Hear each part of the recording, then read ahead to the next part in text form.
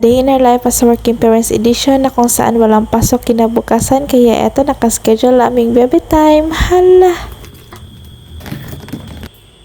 Wala na nga ang bagyo kaya eto at meron na nga ding pasok ngayong araw. At ngayon ko na nga lang pala lulutuin itong tinolang manok kasi ay hindi ko nga ito naluto kahapon. Ito ang lulutuin ko ngayon ay hindi ko nga na-prepare ito kagabi kasi nga nakatulog. Datingan na siya sawa galing sa kanyang biyahe ay timing din na nagising ako kaya eto at bumaba na nga lang din kasi nga nalala ko na hindi ko pala na-prepare itong lulutuin ko ngayon. Pero okay lang yan kasi nga hindi naman masyadong ngara kasi nga walang pasok sa school ngayon. Kaya ang tayong sarili ko nga lang talaga ang aasikasuhin ko ngayong araw. Kapag Sabado nga ay 5 AM na nga lang ako gumigising para naman hindi masyadong maaga kasi nga wala din naman pasok ang anak namin. Pero kapag may pasok ang anak namin na abay syempre hindi ako pwedeng gumising ng 5 AM. Niulang manok lang naman ang lulutuin ko ngayon kaya mabilis lang naman ito. Habang pinapalambot ko nga ang manok ay eto nga taghimay na nga din ako ng malunggay. Sabi ko nga sa Diyosawa na daw ng sili ang kinabibilhin pero ewan ko kung bakit malunggay ito. Siguro na pagtanto niya na mas healthy ito. Hala! Diyo umaapaw na nga sa may takip ang tubig kaya eto nga naisipan kong i-transfer dito sa may kasirola. O diba, kinaya ni ate girl niyo dahil nga tulog ang kanyang Diyosawa. Bigla naging strong independent woman kapag wala ang asawa eh. Pero kapag andyan abay syempre magpapabebe muna tayo. Hala!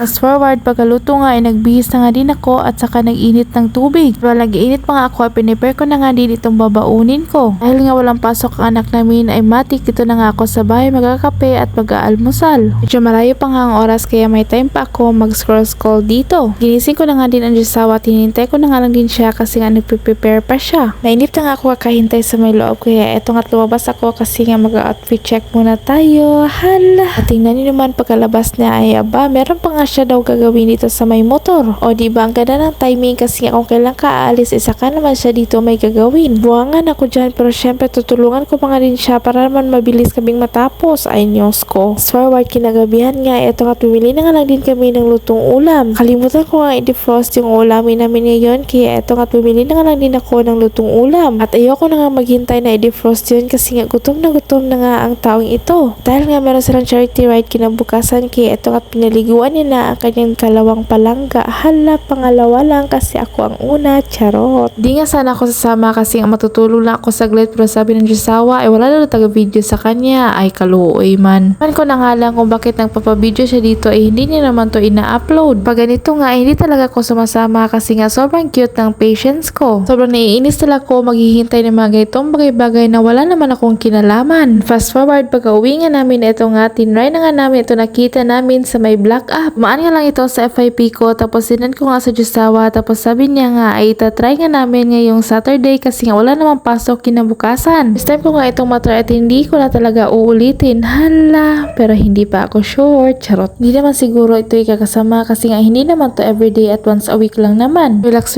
din at chill din paminsan-minsan para hindi naman tayo mai-stress sa ating mga bayarin. Hala!